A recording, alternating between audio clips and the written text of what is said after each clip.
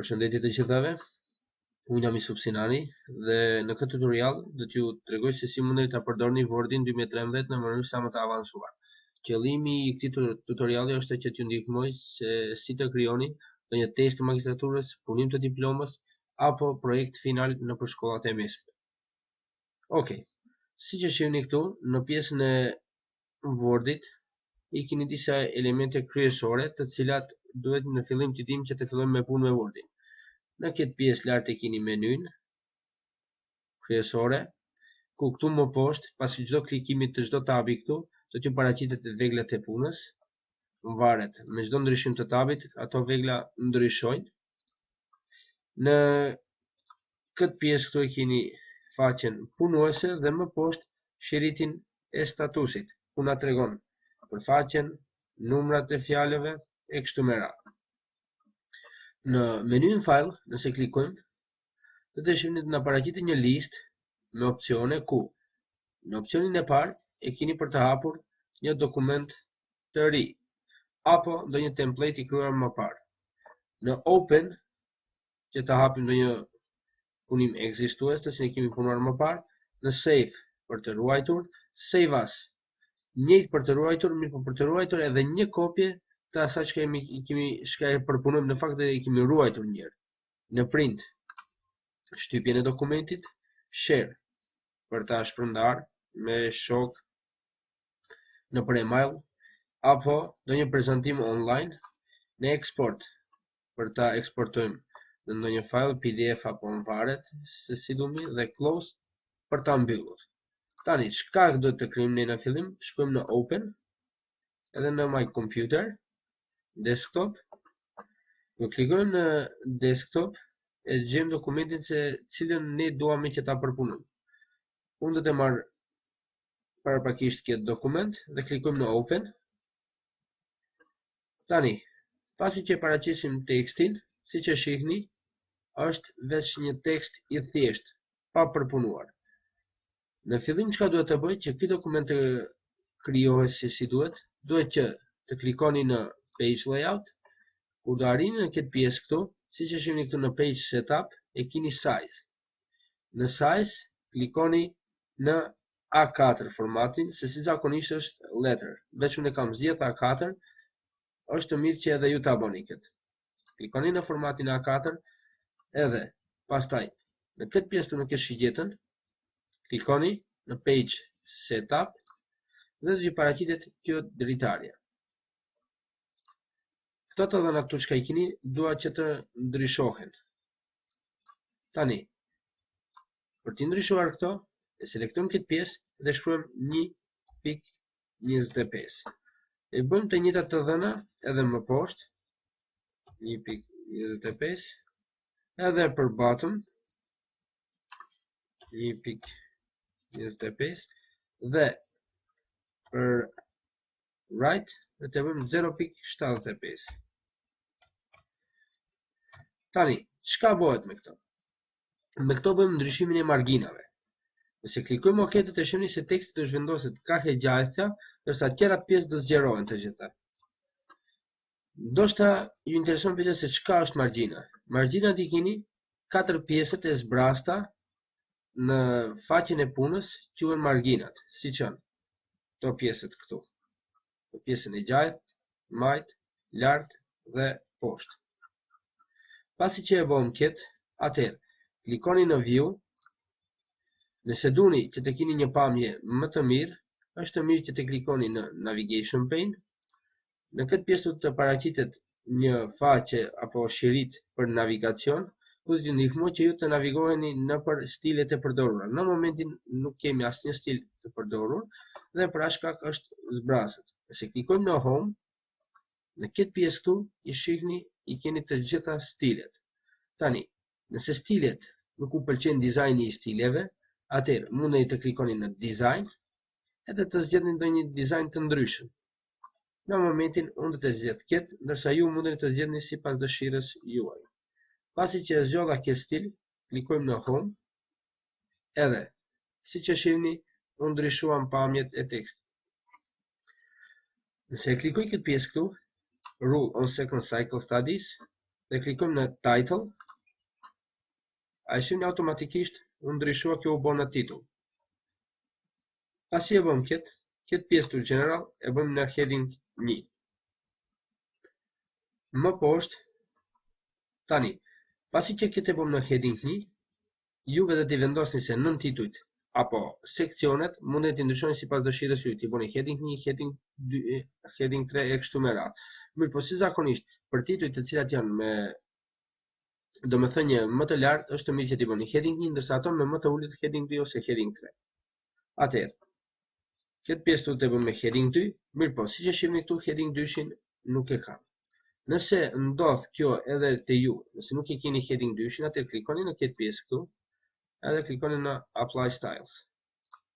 Pasi që do klikoni në këtë këtu, atëherë shkruani në këtë pjesë këtu Style Name, Heading 2. Do klikoni në Heading 2, automatikisht do të bëhet Heading 2. Që klikoni këtu Heading 2-shin, atëherë shkojmë më poshtë, zgjedhim për të gjithë tjerat e aplikojmë stilin Heading 2.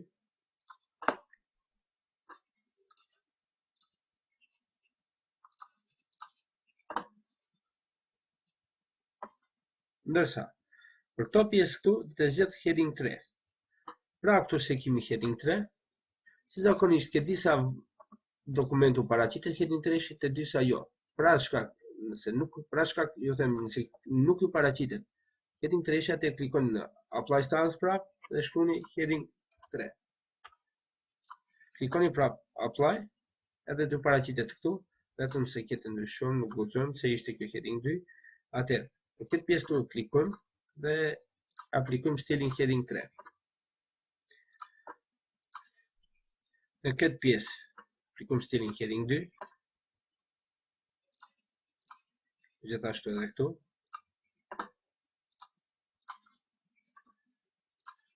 Këtë e bëmë me heading 1.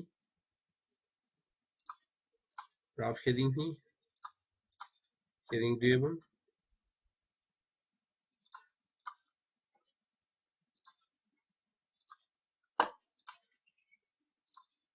Bëmë heading 1 në këtë pjesë. Pra, ja aplikuam të gjitha stilet për nën titujt dhe seksionet kryesore. Si që shihni tani, në këtë pjesë këtu, ju paraqit një listë me çdo seksion të cilën e kemi krijuar si heading 1, heading 2 dhe heading 3. Çdo heading çka është sa më i lartë numri i headings, aq më përpara është e paraqitur këtu, ndërsa sa më e vogël keni këtu sa më brenda. Ju paraqitet si një pemë druri. Në këtë tutorial ishte qëllimi që të mësojmë se si të krijojmë listën e stileve që më vonë të mundena të krijojmë edhe listën e përmbajtjeve. Pra, faleminderit që më ndjekët. Nëse keni ndonjë pyetje, lëni në email. Në tutorialin e ardhshëm do t'ju ndihmoj se si të rregullojmë përmbajtjen e tekstit. Çdo të mirë.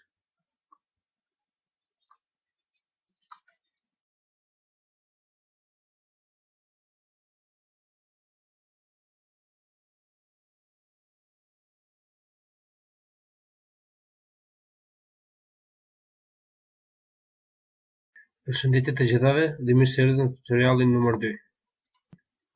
Ku në këtë pjesë desha që të flasim se si ta rregullojmë përmbajtjen e tekstit dhe si të rregullojmë listat shumë niveleshe të stileve heading 1, heading 2 dhe heading 3. Nëse nuk i keni këtë pamje të tekstit, atëherë është mirë që ta ndjekni edhe tutorialin numër 1, ku që mundena të punojmë paralelisht me dokumentin. Atëherë, në fillim çka duhet të bëjmë është që ta selektojmë këtë pjesë të tekstit, që veç unë e kam selektuar, edhe të klikojmë në këtë pjesë në paragraf, define new multilevel list. Atëherë, në këtë pjesë këtu, dhe të selektoni një stil të ri dhe definoni paragraf. Nëse i keni këto të dhëna, atëherë mos i prekni. Nëse jo, atëherë është mirë që t'i rregulloni këto të dhëna edhe të klikoni në OK. Pasi që do klikoni në OK, do shihni se këtu ndryshime do të bëhen. Teksti zhvendoset nga ana e majtë. Pra, siç thamë edhe një herë, në këtë pjesë këtu e keni text indent at 1, që do thotë për 1 inch, të lëvizje ka ana e majtë, dhe klikojmë OK dhe do bëhet ndryshimet paraprak. Pasi që e bëm këtë ndryshim, që mos e bëm edhe për tjerat pjesë të tekstit gjithkohën, vetëm se mbajmë këtë të selektuar edhe klikojmë në këtë pjesë këtu, Create Style klikojmë. Pasi që klikojmë në Create Style edhe bëjmë stili 1, Style 1.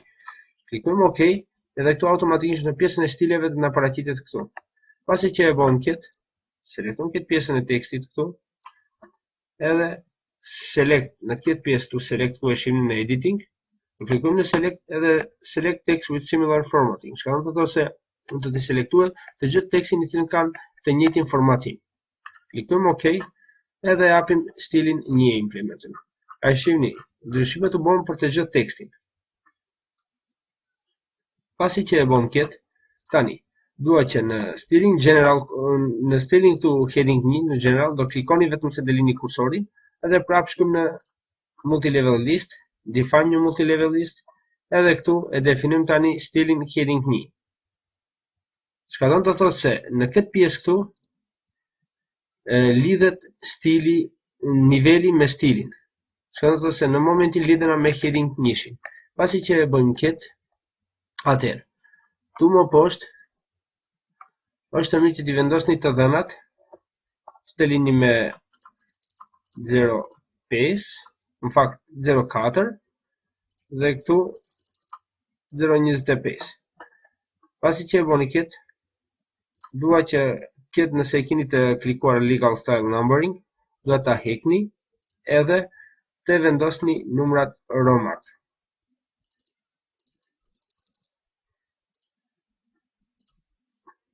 Tani, edhe këtë add tab to stop, edhe këtë të heqni.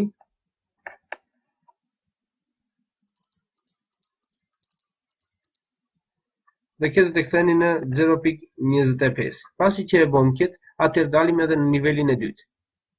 Tani, në nivelin e dytë duhet të vendosim heading 2-shin. Të lidhim me stilin heading 2-shi. E gjejmë këtu nga lista ku është heading 2-shi. Pasi që e vendosim heading 2-shin, dhe të këtu e fshim, edhe në fillim çka duhet të bëni, është që ta selektoni nivelin e parë, pik, edhe të vendosni numra. Çka do të thotë se çdo nivel do të vendoset me numra. Tani këtë e bëni këtu me 0.6, derisa këtë 35. Në nivelin e tretë do të vendosni heading 3-shin.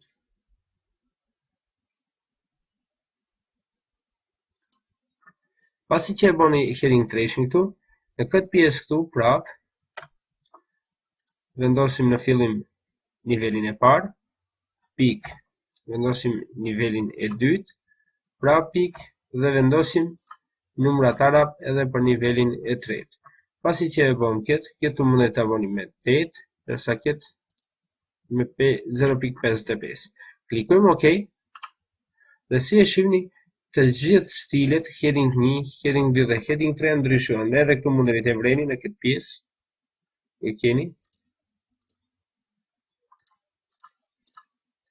Nëse keni me vështirësi që të zhvendoseni në për pjesën e tekstit, është mirë që ta përdorni pjesën e navigimit këtu, është shumë më shpejt dhe më efikase dhe është më lehtë për ta përdorur. Siç e shihni edhe vetë, zhvendosja është shumë më e shpejtë.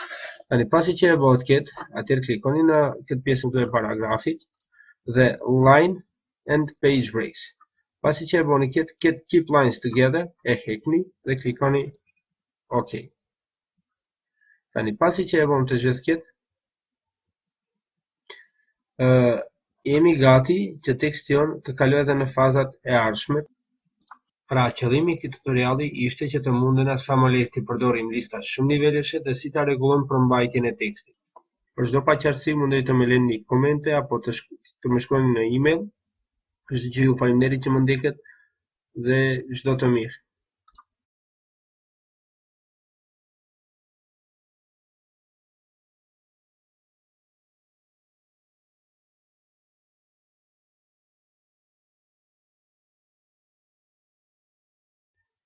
Përshëndetje të gjithave dhe mirëseverdhje në tutorialin numër 3. Në këtë pjesë të tutorialit desha që të flasim se si mundena ti definojmë titullin dhe në titullin në dokumentin.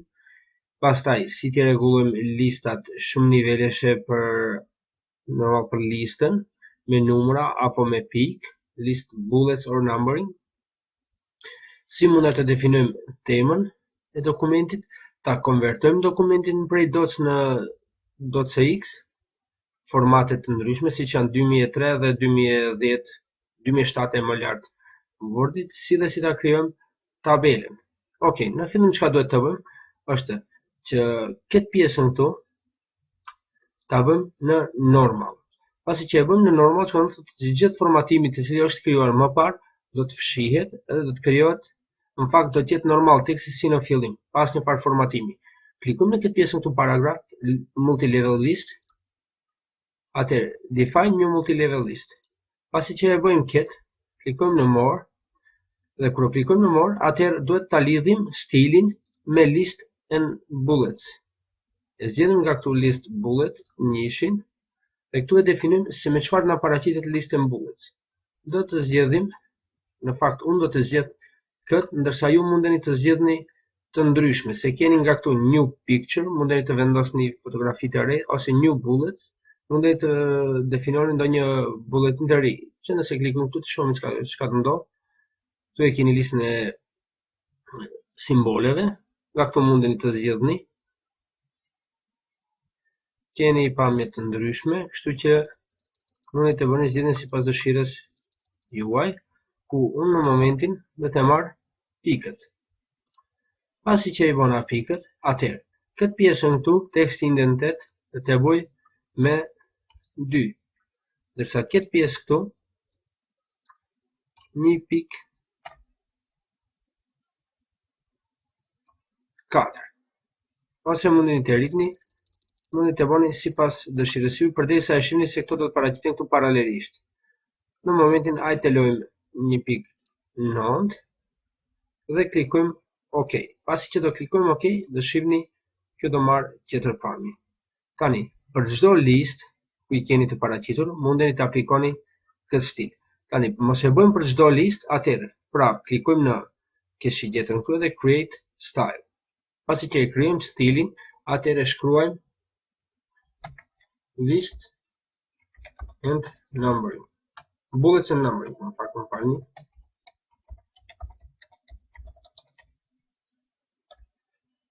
Klikojmë OK.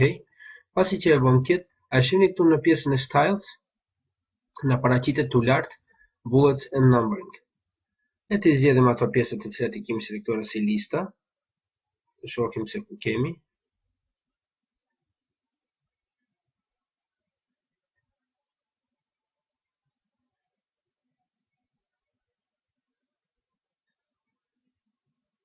Po, që këtu kemi një. Selektojmë këtë pjesë edhe aplikojmë stilin bullets and numbering. Edhe për këtë pjesë këtu njëjtën e bëm.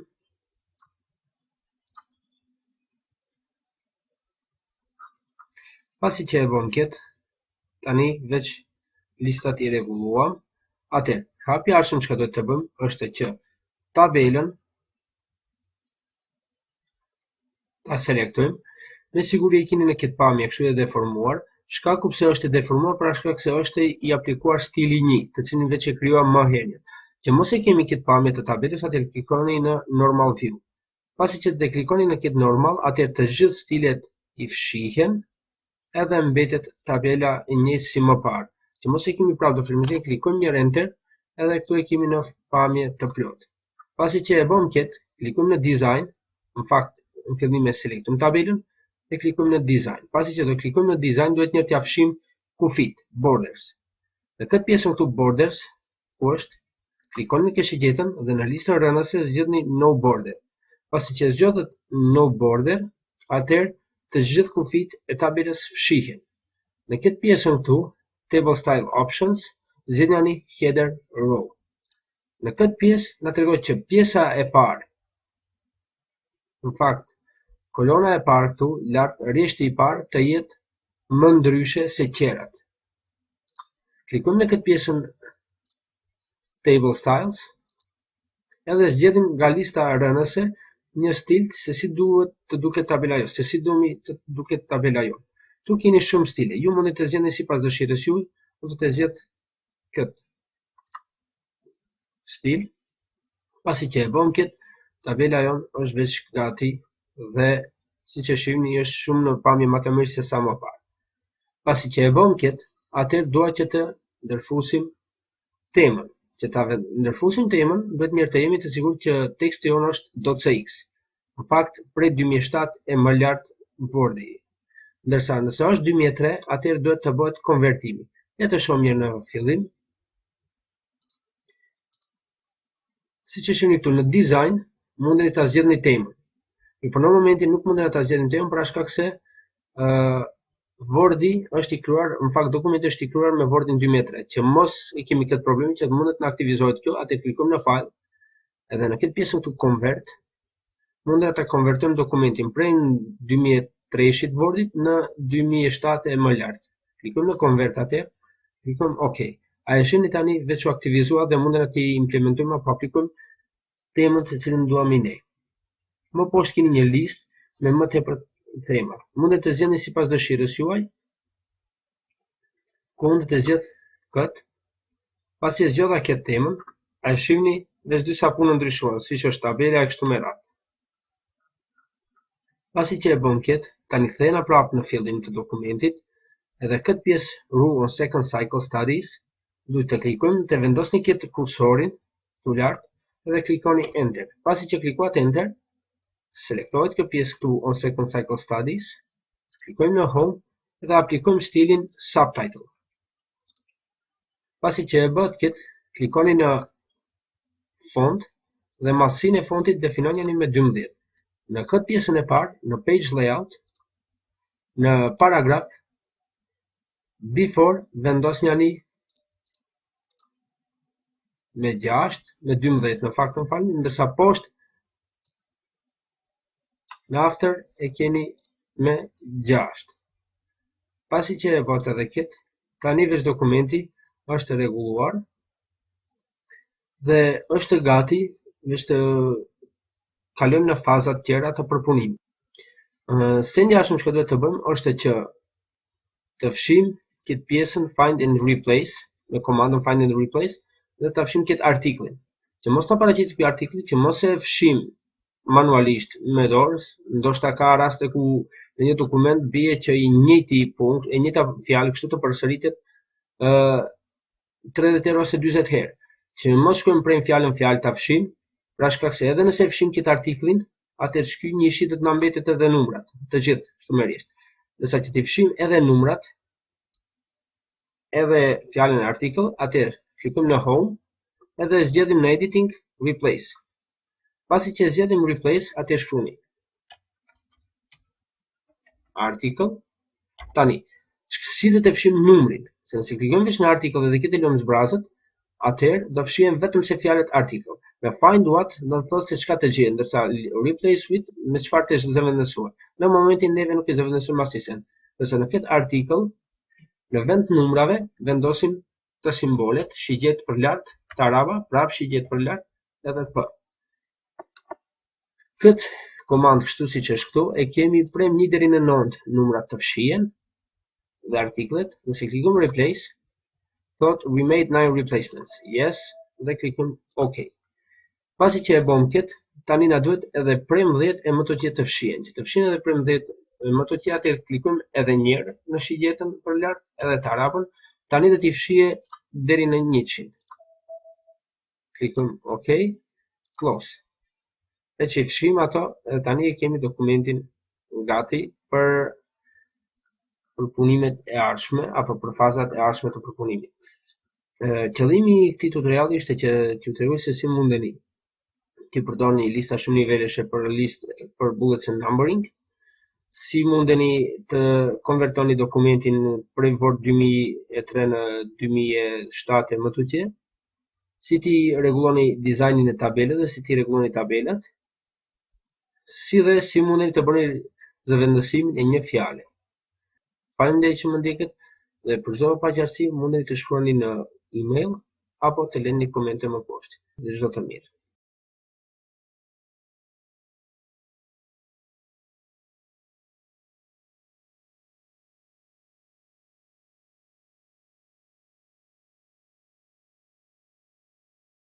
Përshëndetje të gjithëve, dhe mirë se erdhët në tutorialin numër 4, ku në këtë pjesë dua që t'ju tregoj se si mundena të ndërfusim headerin dhe footerin në dokument, si mundena të rregullojmë kopertinën e dokumentit dhe si të ndërfusim tabelën e përmbajtjeve.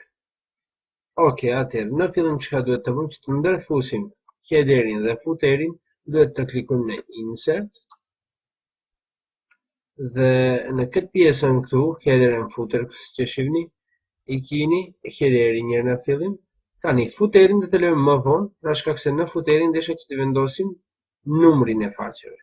Pra, në fillim klikojmë në header.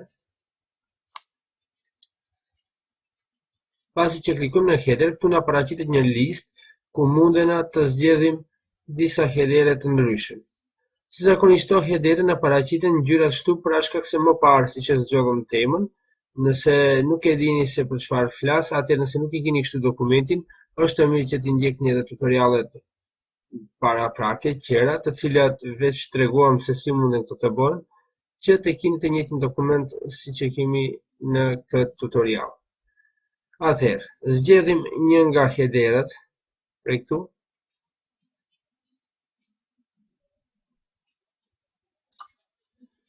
Që do të gjeni mund të zgjedhni sipas dëshirës juaj, kështu që keni zgjedhje shumë. Dhe këtu në këtë pjesë mundeni të shkruani varet se çfarë u përmban dokumenti. Tani, unë të shkruaj rule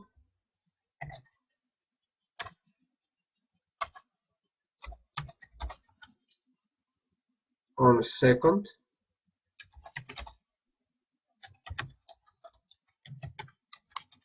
studies.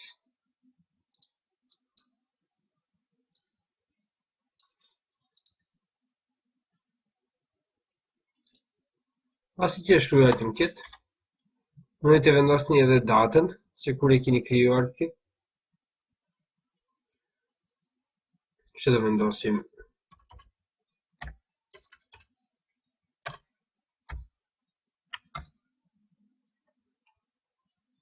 2013, shkaku për shkak se këtë e vënë kështu, nuk është e nevojshme që në momentin ta definojmë datën, por juve të shkruani atje se si datën për atë ditë se çka e keni krijuar këtë dokument. Pasi që e bëm këtë, e selektoni këtë tekstin, klikoni në home edhe bëjani fontin në 12 piksela. Tu mundni të shkruani date 2 pika. Atëherë, në momentin tani e krijuam headerin. Ndërsa në footerin do të vendosim numrin e faqeve. Që të vendosim numrin e faqeve, klikoni në Insert, Page Number.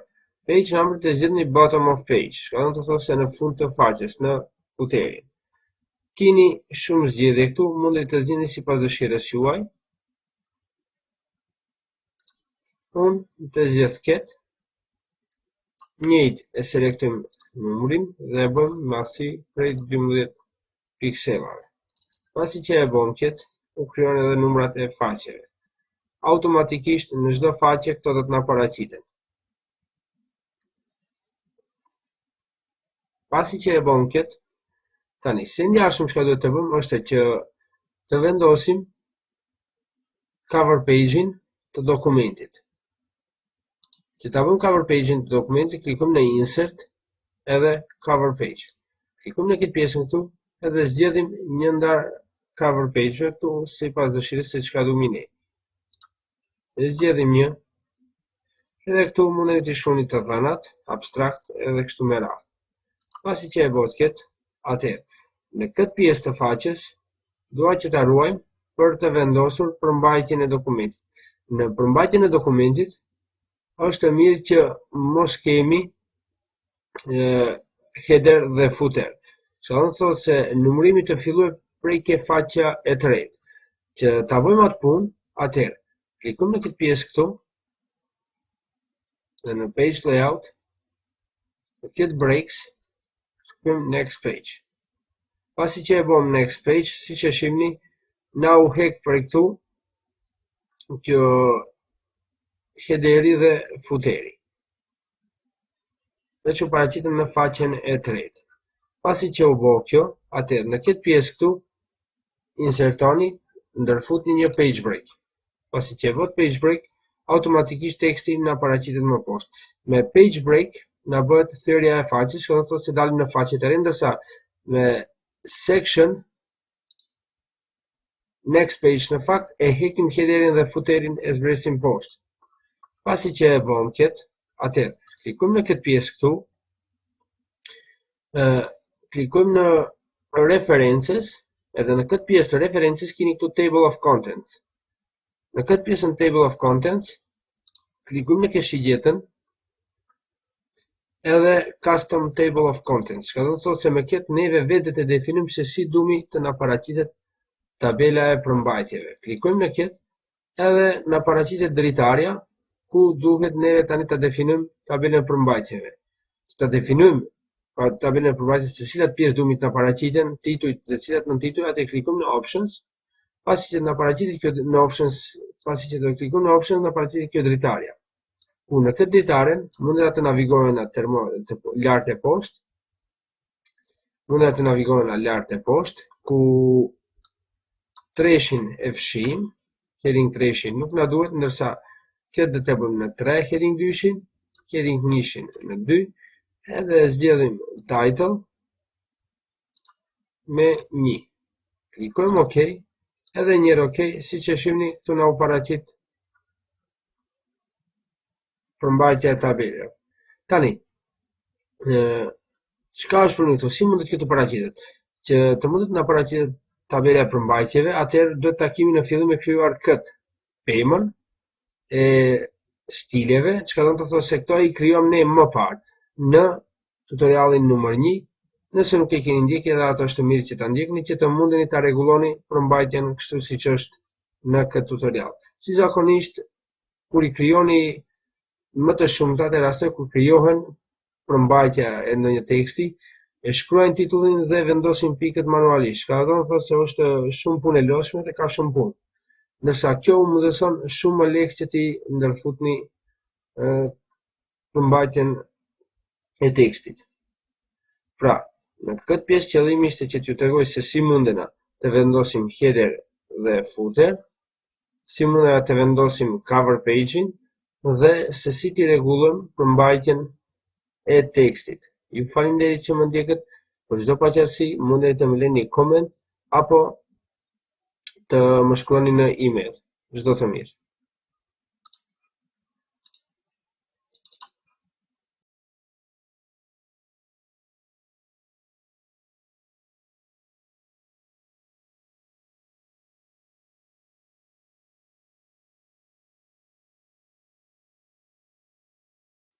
Përshëndetje të gjithave dhe mirë se erdhët në tutorialin e 5, ku edhe ky është tutoriali i fundit. Pra, në këtë pjesë të tutorialit desha që të tregoj se si mundena të vendosim tabelën e figurave dhe përmbajtjen e tabelave. Tani, për t'i vendosur përmbajtjen e tabelave, në fillim do të kemi të krijuar në një tabelë, siç e kemi këtu në momentin. Klikojmë disa herë enter që të na paraqitet në një pjesë gjithë tabela. Tani, si zakonisht tabelave titujt u vendosen lart, ku titullin nuk mundet të definojmë vetëm se me emër të sem vetë, duhet ta shkruajmë që të definojmë, që ta rregullojmë në fakt më falni përmbajtjen e tabelës, duhet në fillim të t'ja definojmë emrin e kësaj. Atë klikojmë në references edhe insert caption. Në këtë insert caption nëse klikojmë dhe na paraqitet kjo pjesa këtu, kjo dritarja e re. Në këtë dritarjen e re, ku është kjo label? Tani në momentin e kemi për figurë. Ne duhet ta rregullojmë për table, tabel. Tu e shihni automatikisht na paraqitet tabela 1. Në këtë tabela 1 mundet të vendosim 2 pikë edhe të shkruajmë tabela. Pasi që e bëm këtë, klikojmë OK dhe këtu na u paraqit. Këtë mundena të rregullojmë pasi klikojmë në home. Ja rrisim fontin në 12 edhe pozicionojmë në mes. Pasi që e bëm këtë, tani veç mundena të hapim përmbajtjen e tabelës në këtë mënyrë kështu. Kjo është në rregull, ndërsa nëse shkruani vetëm se me emër vetë, shkruani nga tastatura, atëherë nuk është në rregull, nuk ka të na paraqitet përmbajtja e tabelave. Tani më poshtë do vendosim edhe një fotografi në fund të tekstit. Fotografia mundet të jetë pa më parasysh se çfarë. Dhe të përdorim këtë fotografi. Fotografin njëjtë, klikojmë në referencet, ndërsa në fotografijat titulli i definohet poshtë. Dhe klikojmë insert caption. Tani këtu zgjedhim veç figurë. Pasi që zgjedhim figurën dhe e shkruajmë biosi. Pasi që e bëm këtë, klikojmë OK dhe shihni këtu poshtë na u paraqit figura. Klikojmë në home, pozicionojmë në mes dhe arrisim fontin në 12. Veç na u krijua tabela e figurave dhe tabela, në fakt emri i figurës e krijuam dhe emrin i tabelës. Tani shkojmë në fillim të tekstit dhe në këtë pjesë këtu definojmë tabelën e figurave dhe tabelën e përmbajtjes së tabelave. Tani që mos na paraqitet prapë kjo këtu çka kemi headerin dhe footerin, klikojmë në page layout, breaks dhe next page. Pasi që klikojmë në next page, siç e shihni teksti na u paraqit më poshtë, në fakt vjerë e kthem mas.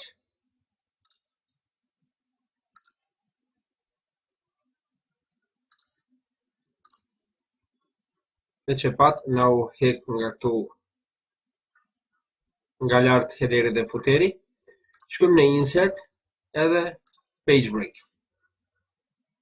Tani, në këtë pjesë e kemi veç faqen e pastër dhe këtu mundena të shkruajmë në home dhe bëjmë me title, përmbajtja e tabelave. Pasi që e bëm këtë, shkojmë në normal këtu edhe klikojmë në referencat. Atëherë, pasi që e bëm këtë, klikojmë në insert table of figures. Nëse klikojmë në këtë këtu, atëherë në caption level do të hekim table of figures, nëse do morim tables. Klikojmë OK, siç e shihni na u paraqit një tabelë që e krijuam. Më poshtë e vendosim edhe përmbajtja e figurave.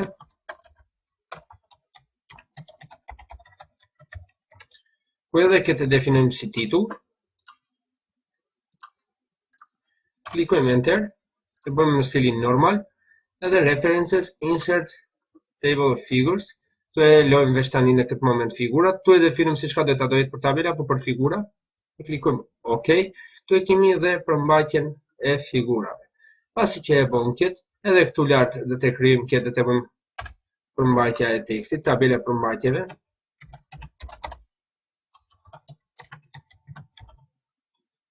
E definojmë këtë si titull.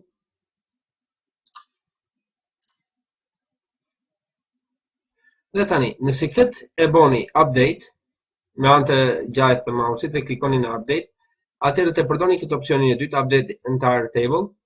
Klikojmë OK, siç e shihni tani na u paraqiten edhe 3 rreshta tjera. Në fakt na u paraqiten tabela e përmbajtjeve dhe tabela e figurave, si dhe tabela e përmbajtja e tabelave. Në fakt, më falni.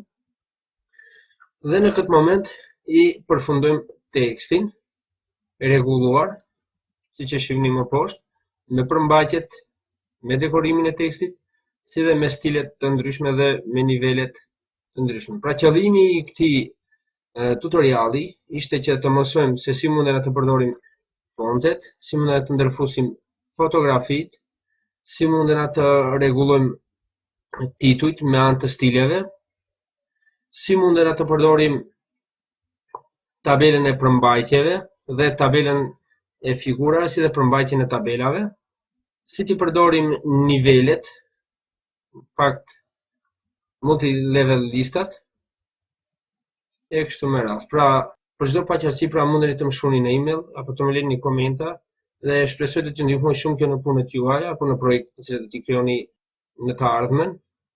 Dhe një informacion për më në fund, nëse nuk i keni Wordin 2013 apo nuk keni mundësi që ta bleni për shkak se është me të holla, atëherë mundeni të përdorni edhe OpenOffice Writerin, i cili është falas dhe mundeni të merrni në linkun që do t'ju paraqitet më poshtë. Ju falenderoj që më shikët dhe çdo të mirë.